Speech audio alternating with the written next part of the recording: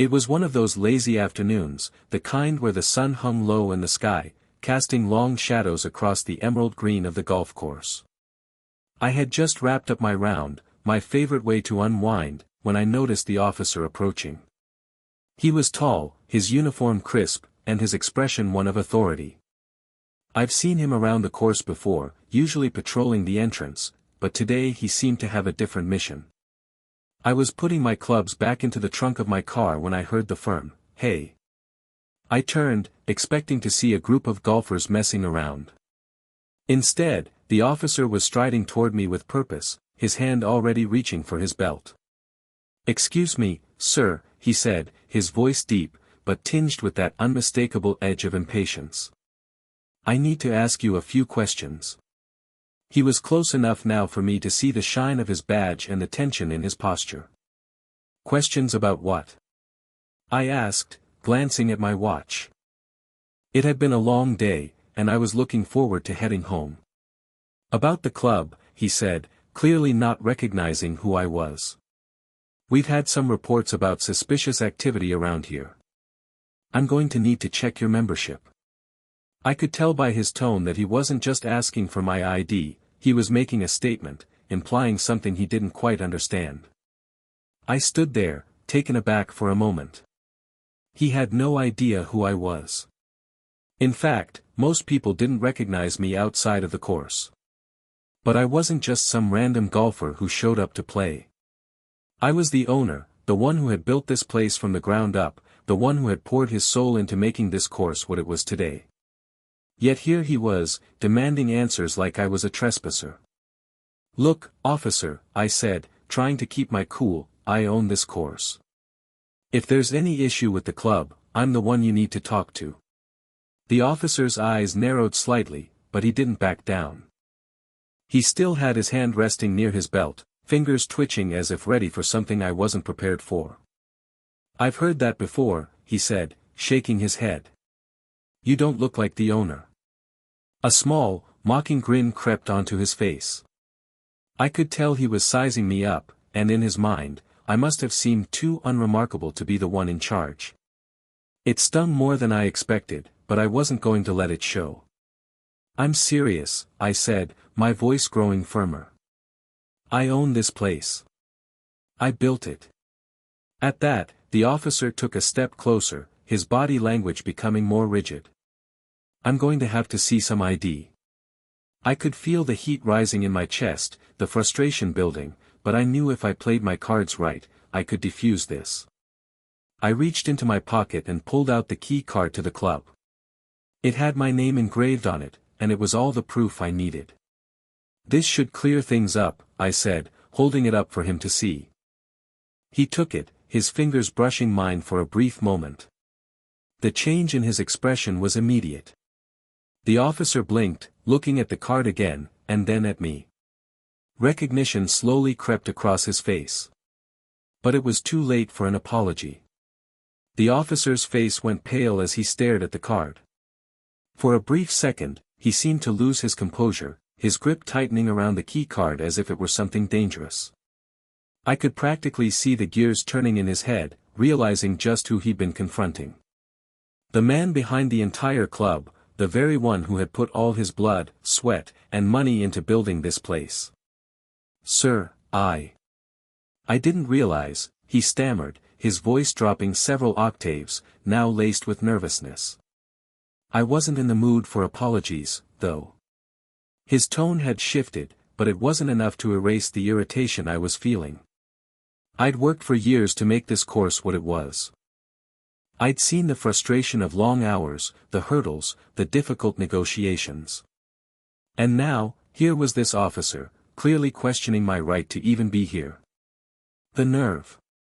"I'll say this only once," I began, keeping my voice calm, but firm. "You don't get to grab anyone just because you think you can. You had no idea who I was and treated me like I was some sort of criminal.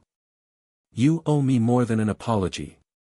The officer shifted uncomfortably, his hands now at his sides, the earlier bravado replaced by a sort of sheepishness. "I didn't mean to upset you, sir. It's just. I had a report of some suspicious activity, and I was following protocol. I didn't know, I interrupted, raising a hand. Don't explain yourself. I've heard all the excuses before. Just do me a favor next time, recognize who you're talking to before you make a scene. For a moment, neither of us spoke. The air between us felt thick, heavy with unspoken words. His face was flushed with embarrassment, and I couldn't help but feel the sting of his initial assumption. But more than anything, I was determined to stand my ground. I wasn't some faceless golfer. I was the man who had made this course what it was. I wasn't going to let anyone forget that. The officer shifted from one foot to the other, clearly uncomfortable. He had no response to my words, and the weight of the silence seemed to press in on both of us. I could tell he was trying to regain his composure, but the damage had already been done. He had crossed a line, and no apology could undo that. "You're right," he said finally, his voice quieter now, more respectful. "I didn't mean any disrespect. I just didn't know who you were." I nodded slowly, taking a step back and crossing my arms. I didn't want to hear empty words. I needed him to understand the lesson here, something far beyond just a mistake in judgment. Next time, take the time to find out. People aren't always what they seem on the surface. He swallowed hard and nodded again, clearly eager to diffuse the situation, but I wasn't finished. "And another thing," I continued, voice hardening just slightly.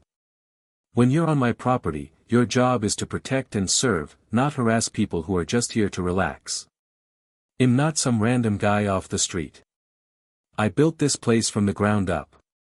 It's not a place for you to flex your power." The officer seemed to absorb my words, his gaze shifting to the ground as he processed what I was saying. I could tell it was sinking in.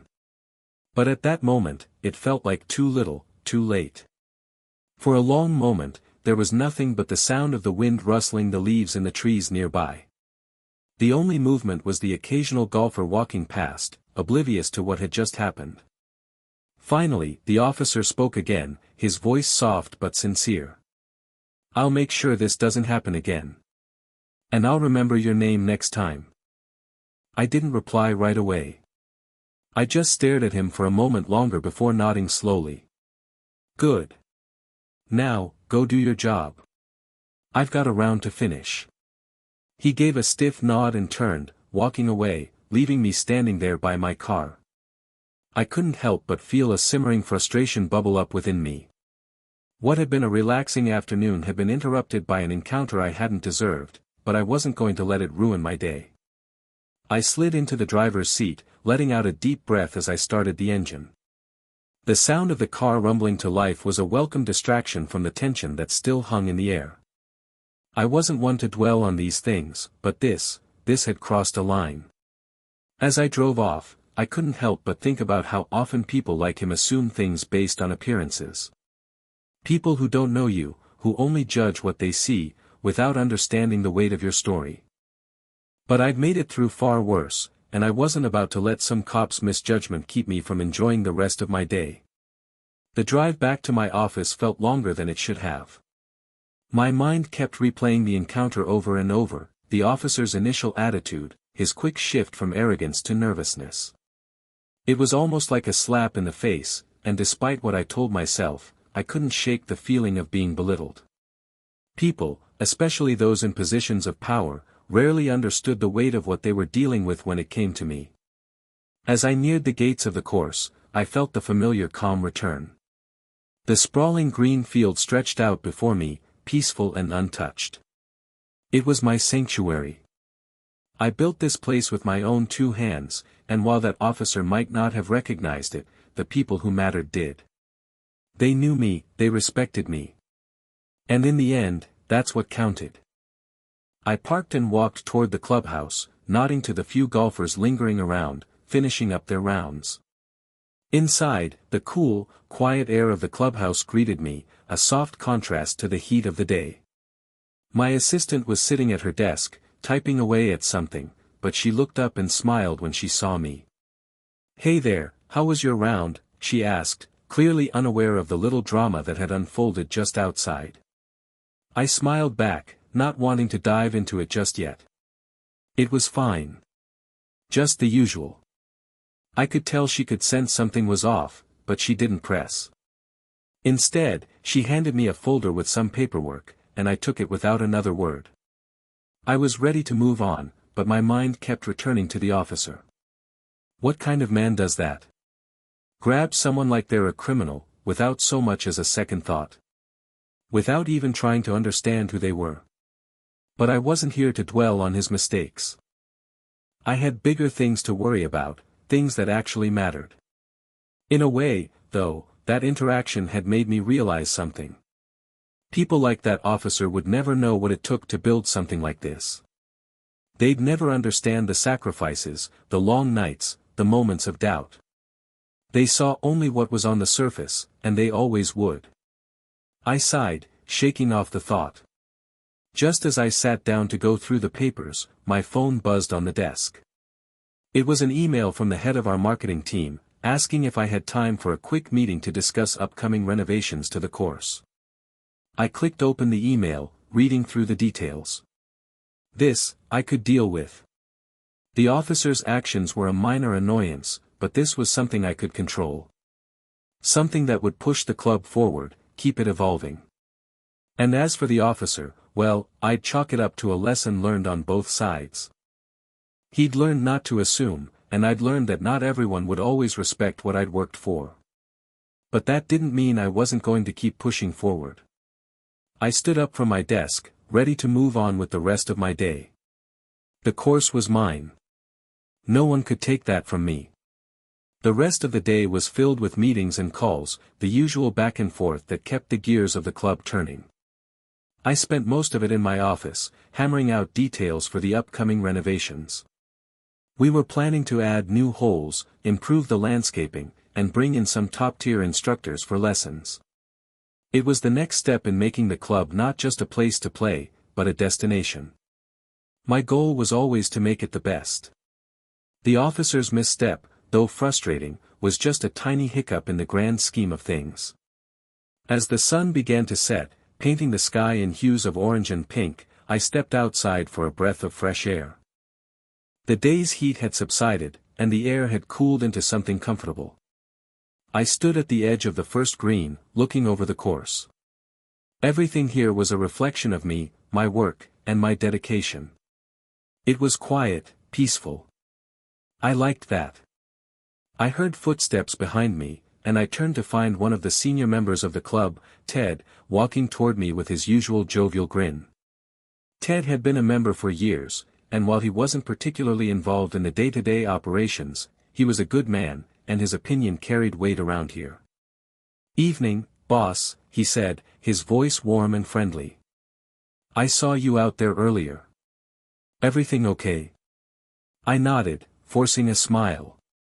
"Yeah, everything's fine." Ted raised an eyebrow, noticing the lack of enthusiasm in my response. He stopped a few feet away and studied me for a moment before continuing, "You sure? I heard some noise earlier, sounded like you were having words with one of the officers." I sighed and glanced away, unsure of how to explain it. "It's nothing. Just a misunderstanding. Some guy had no idea who I was, tried to make a scene. But it's handled." Ted was quiet for a moment, then let out a low whistle.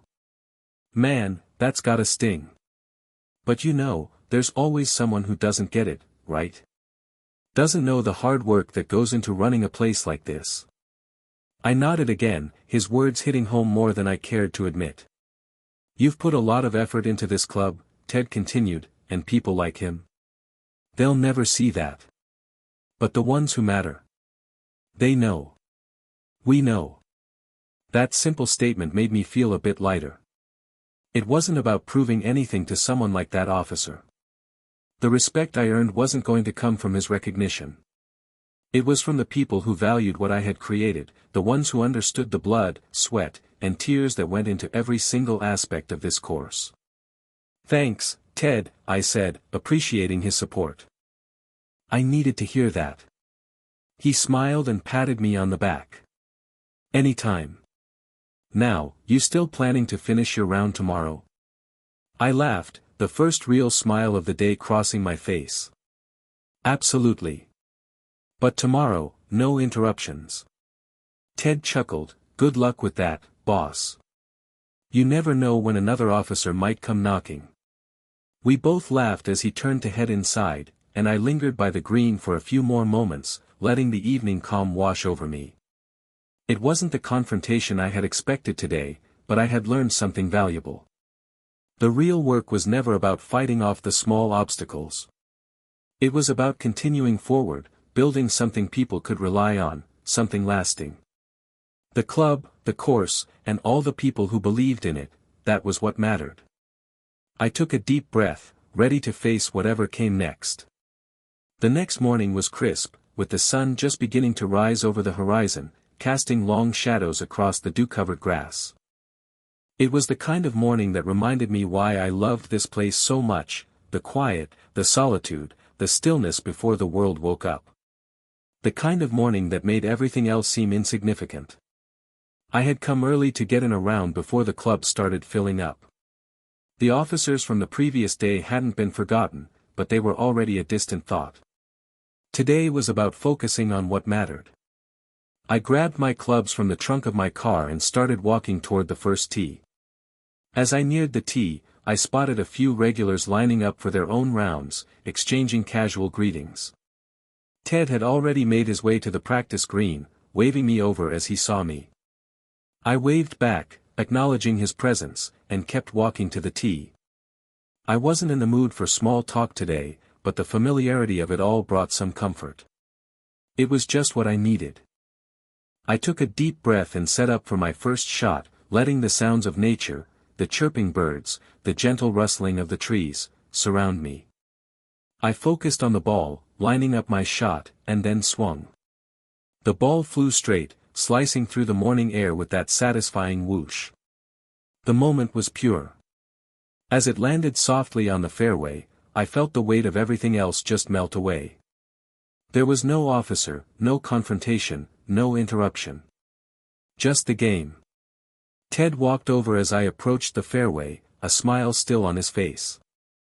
Nice shot, boss, he called out, tossing his own clubs onto the nearby cart. I gave him a quick nod, enjoying the brief but meaningful exchange. For a moment, I let myself forget everything but the game and the beauty of the course. Then, as we made our way down the fairway together, I realized something. Despite the officer's ignorance, despite the hassle, I had built something. And that something wasn't just a club, it was a place where people came to escape. To be themselves. That officer, that moment, it wasn't going to change that. We continued our walk, the sound of our footsteps muffled by the grass. Ted was talking about an upcoming charity event for the club, but my mind wasn't on that. It was on the horizon, the golden light breaking through the trees, casting a warm glow over everything in sight. I smiled to myself. It had been a long day yesterday, but today? Today was mine. And the club was mine. There was no officer, no misunderstanding, no disrespect that could take that away from me. The course would continue to grow, the members would continue to come, and the legacy I had built would carry on. And that, in the end, was all that mattered.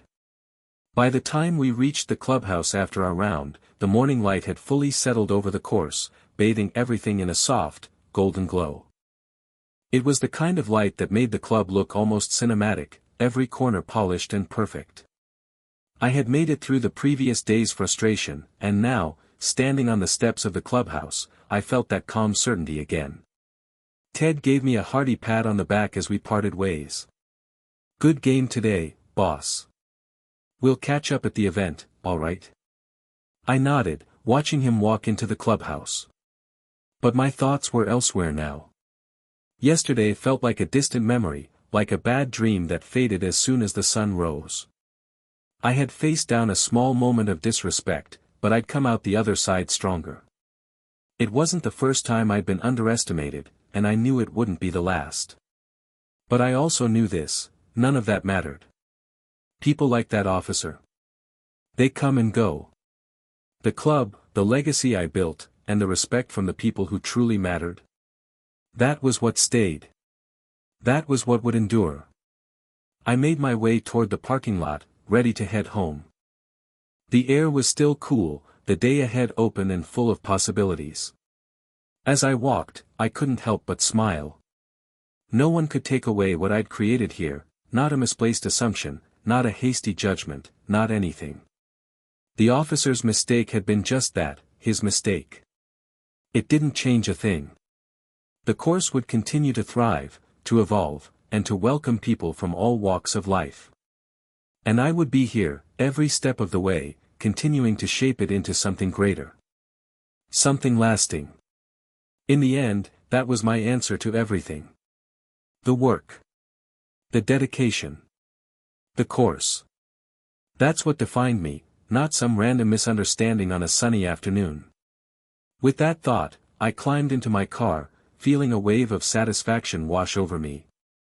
I had earned this, and nothing, no one, was going to take it from me. I drove away, leaving the club behind for the moment, but knowing it would always be there, standing strong, just as I had built it.